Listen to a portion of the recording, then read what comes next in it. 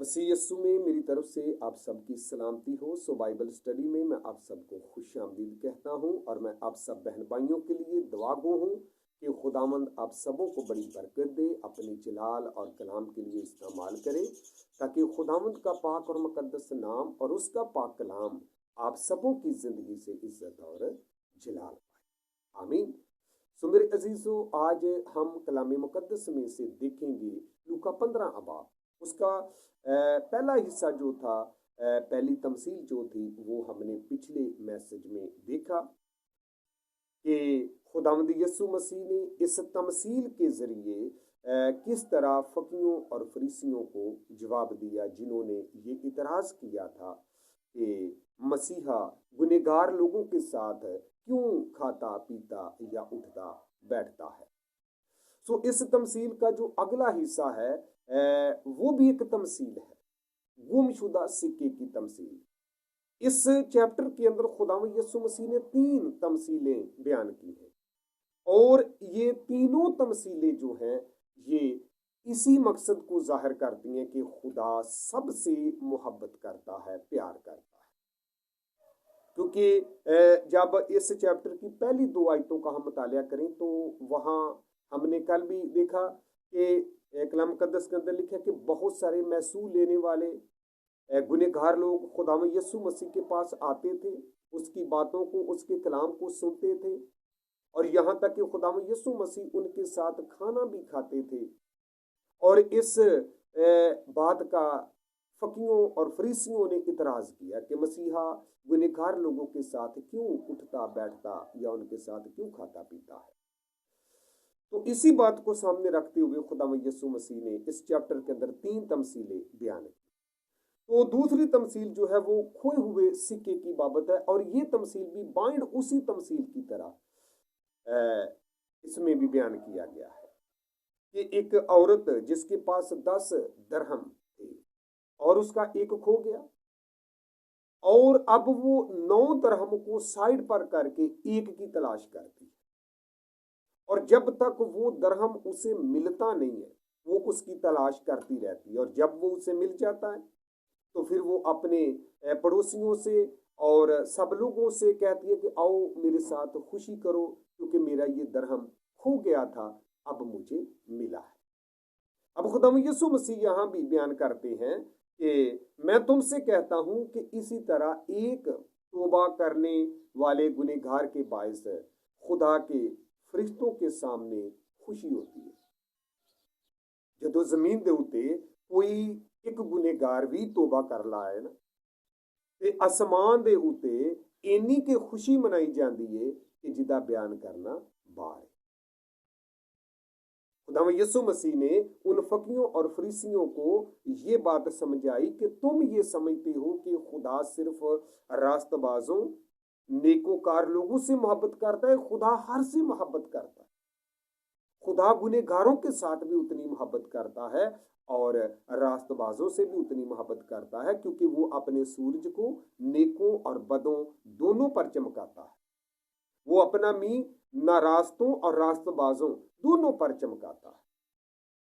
और यहाँ खुदावंद यीशु मसीह ने तीसरी तमसील बयान की। आज हम तीसरी तमसील की बाबत कलाम मुकद्दस में से देखेंगे और वो तमसील है खोए हुए बेटे की बाबत। यहाँ खुदावंद यीशु मसीह बयान करते हैं कि किसी शख्स के 2 बेटे थे और उनमें से छोटे बेटे ने अपने बाप से कहा कि ए बाप, जायदाद में जो भी मेरा हिस्सा बनता है वो मुझे दे, क्योंकि मैं किसी दूर दराज मुल्क में जाकर अपना कारोबार करना चाहता हूं। मैं बड़ा आदमी बनना चाहता हूं, अमीर बनना चाहता हूं, तो जो भी जायदाद में मेरा हिस्सा बनता है वो मुझे दे। अब बाप उसे समझाता है कि बेटा देख, मेरा जो कुछ भी है वो सब कुछ तेरा है, तो तू ऐसी जिद ना कर, ये सब कुछ तुम्हारा ही है। उसने बाप की एक बात ना सुनी। बाप के लाख मना करने के बावजूद भी, बाप के समझाने के बावजूद भी उसके बेटे ने उसकी एक बात भी ना सुनी। उसने कहा कि नहीं, तू मुझे हिस्सा दे, जो भी मेरा हिस्सा बनता है मुझे हिस्सा दे। बाप ने उसे बड़ा समझाया कि बेटा ऐसी जिद ना कर, यहां जो कुछ भी है ये सब कुछ तुम्हारा ही है, मेहनत करो खाओ पियो, ये सब कुछ तुम्हारा है। लेकिन उसने बाप की एक बात न सुनी। बिल आखिर बाप ने उसका जो भी हिस्सा जायदाद में बनता था उसे दे दिया। अब वो बेटा अपने हिस्सा लेकर अपने घर से निकल पड़ा, किसी दूसरे मुल्क में जाना चाहता था, सौदागरी करना चाहता था, अमीर बनना चाहता था। अब वो घर से निकल पड़ा और चूंकि उसके पास रुपया पैसा था, मालो दौलत थी, जहां भी वो जाता था बहुत सारे वो लोगों को अपने पास इकट्ठा कर लेता था, क्योंकि वो उनको खिलाता था, उनको पिलाता था, उसके पास रुपया पैसा था। और बहुत सारे उसके दोस्त बन गए और इस तरह वक्त गुजरता रहा, वक्त गुजरता रहा। आखिरकार जितनी देर उसके पास पैसा था या रहा, उतनी देर उसके बहुत सारे दोस्त बन गए, बहुत सारे लोग उसके पास आने जाने लगे, क्योंकि वो अच्छा खाता था, अच्छा पीता था और सबको खिलाता था।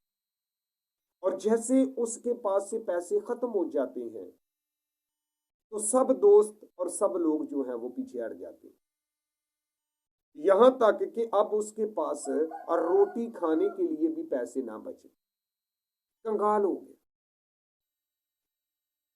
अब वो भूखा प्यासा पड़ा और सब दोस्त और सब लोग जो हैं वो सब चले गए, किसी ने उसको रोटी या खाने पीने के बारे में भी ना पूछा। अब वक्त इस तरह गुजर रहा था कि वो बहुत परेशान हो गया। और इत्थे मैं एक होर गल छोटी जी ऐड करनी चाहांगा कि ਇਹ दौर ਜਿਹੜਾ जा रहा है ना, इस दौर ਦੇ ਵਿੱਚ अगर ਅਸੀਂ गहरी सोच ਦੇ ਨਾਲ ਜ਼ਰਾ ਸੋਚੀਏ ਨਾ, ਤੇ ਇਨਸਾਨ ਦੀ ਇੱਜ਼ਤ ਔਰ ਉਹਦਾ ਇਖਤਰਾਮ ਜਿਹੜਾ ਹੈ ਉਹ ਪੈਸੇ ਦੇ ਨਾਲ ਹੋ ਰਿਹਾ ਹੈ। ਇਸ ਦੌਰ ਦੇ ਵਿੱਚ ਪੈਸੇ ਨੂੰ ਇੱਜ਼ਤ ਦਿੱਤੀ ਜਾ ਰਹੀ ਹੈ, ਇਨਸਾਨੀਅਤ ਨੂੰ ਇੱਜ਼ਤ ਘੱਟ ਦਿੱਤੀ ਜਾ ਰਹੀ ਹੈ, ਰੁਪਈਏ ਪੈਸੇ ਨੂੰ ਜ਼ਿਆਦਾ ਇੱਜ਼ਤ ਦਿੱਤੀ ਜਾ ਰਹੀ। ਇਸ ਬੇਟੇ ਦੇ ਨਾਲ ਵੀ ਬਾਈਂਡ ਇਹੋ ਕੁਝ ਹੀ ਹੋਇਆ ਕਿ ਜਿੰਨੀ ਦੇਰ ਤੱਕ ਇਹਦੇ ਕੋਲ ਰੁਪਇਆ ਪੈਸਾ ਰਿਹਾ, ਉਨੀ ਦੇਰ ਤੱਕ ਬਹੁਤ ਸਾਰੇ ਲੋਕ ਜਿਹੜੇ ਸੀ ਉਹ ਇਹਦੇ ਯਾਰ ਸੱਜਣ ਦੋਸਤ ਬਣ ਗਏ। और जिस वक्त इनको पैसा मुक गया, खाली हो गया, कंगाल हो गया, तो सारे ही चले गए। दोबारा किसी ने उन्होंने रोटी पानी कपड़ा ना पूछा कि तेनों किसी चीज की जरूरत है तो सानू दस, नहीं, सारे यार सज्जन दोस्त चले गए। इसका मतलब यह आ कि यार सज्जन जिहड़े ने वो सिर्फ पैसे दिवा पैसे दे। अगर तुहाडे कोल पैसा है, तुहाडे कोल मान लो दौलत है, तो तुहाडे बहुत सारे यार सज्जन दोस्त बनणगे। जे तुहाडे कोल पैसा मान लो दौलत नहीं है तो तुहाडे अपने जिहड़े ने वो भी तुहाडे तो दूर हो जाणगे। सो जिन्नी देर उस नौजवान दे कोल रुपया पैसा रहा, उन्नी देर तक उहदे बहुत सारे यार सज्जन सी। लेकिन जदों पैसा मुक गया उदों सारे चले गए। हुण भुखा तड़प रहा है, कोई ਉਹਨੂੰ नहीं रोटी वालों पुछ रहा, कोई नहीं ਉਹਨੂੰ पानी वालों पुछ रहा, कोई नहीं ਉਹਦੇ कोल आ रहा, तनहा रह गया। रुपया पैसा भी मुक गया, यार सज्जन भी सारे चले गए। अब भूख ने भी उसे तंग किया। उसने फैसला किया कि क्यों ना मैं किसी सदागर के यहाँ जाकर काम कर लूं। उस मुल्क के वो सदागर के पास गया और उसने उसे सूर चराने पर लगा दिया। और यहां तक कि उसने सोचा कि जो भी सूर खुराक खाएंगे मैं भी वही खाकर गुजारा कर लूंगा। और बाइबल मुकद्दस बयान करती है कि उसे वो फलियां जो सूर खा रहे थे उसे वो भी खानी नसीब नहीं हो रही। अब वो भूखा प्यासा बैठा सोचने लगा।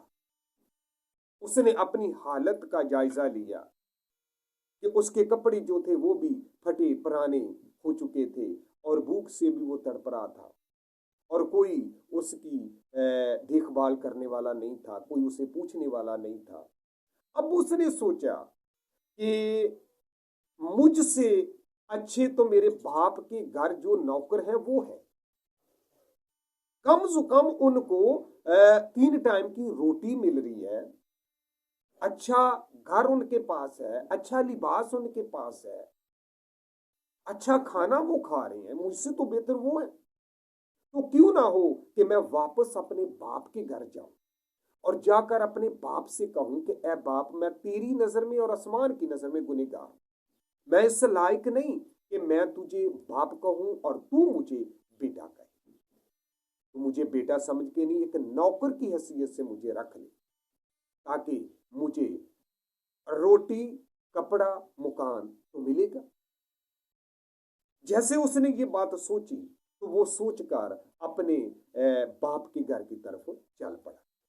अब बाइबल मुकद्दस बयान करती है कि जब वो अपने गांव में आया तो घर दाखिल नहीं हुआ, अभी बाहर ही था, तो लोगों ने उसे देखा और देखकर जाकर उसके बाप को खबर दी कि तेरा जो बेटा खो गया था वो वापस आ गया।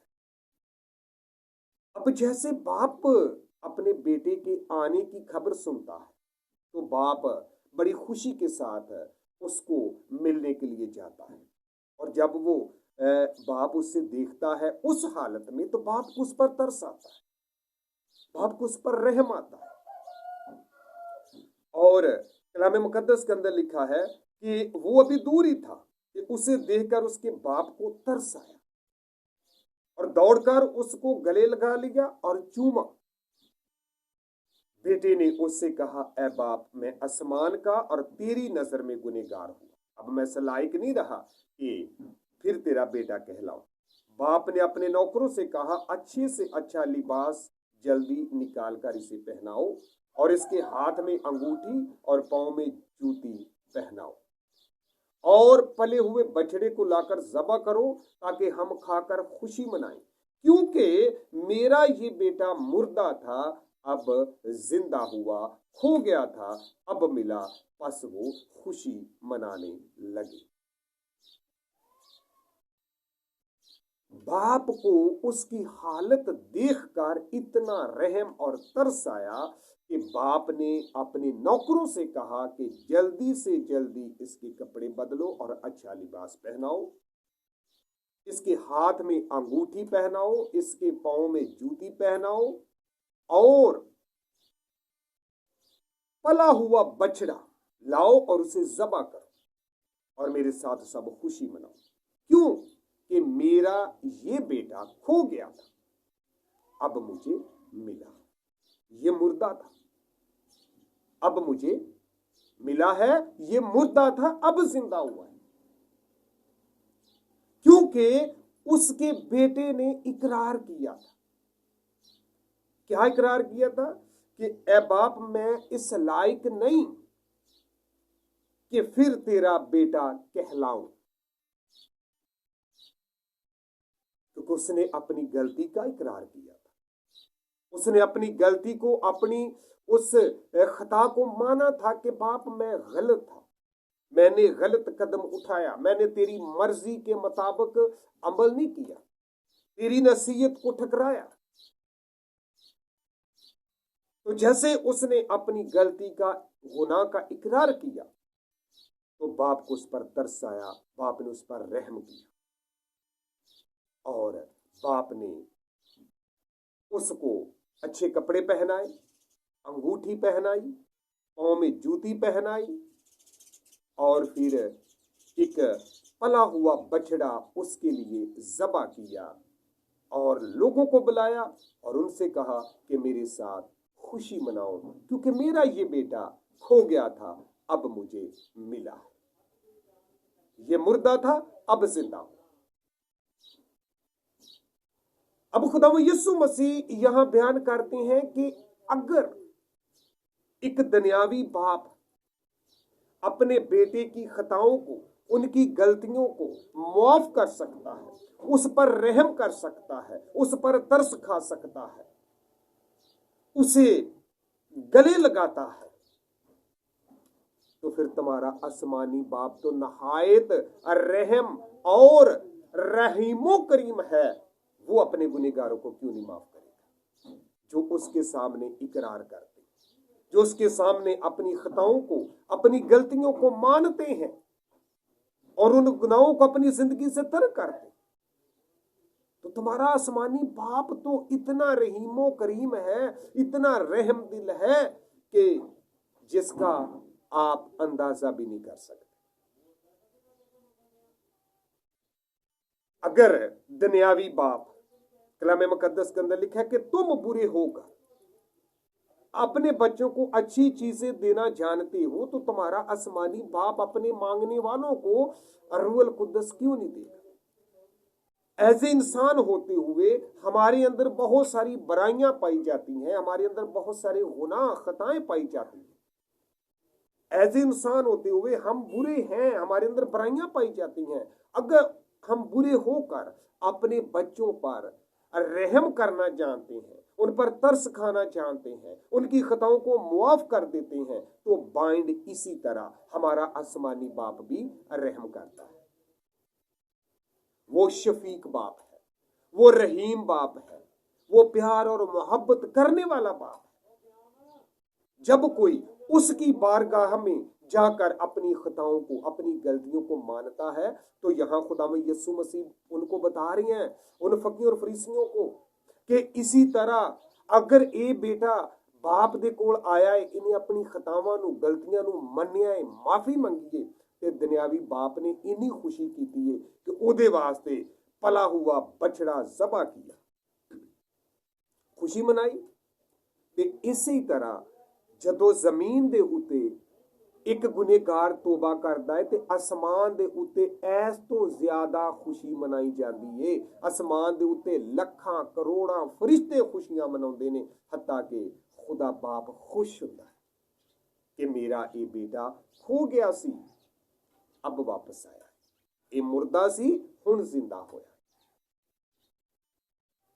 इसलिए अज सानू इस कहानी तो सबक ये हासिल हुंदा है कि जमीन दे उत्ते रहिंदियां होया सब तो पहली गल तो यह है कि असीं किसी नूं भी हकीरो ना चीज ना जानिए। जिस तरह उस वक्त दे यहूदी लोकां ने, फकीर और फरीसियां ने खुदाम यीशु मसीह ते इतराज किया कि तू क्यों गुनहगारां दे नाल खाना पीना उठदा बैठना है, ये तो गुनहगार ते नापाक ने।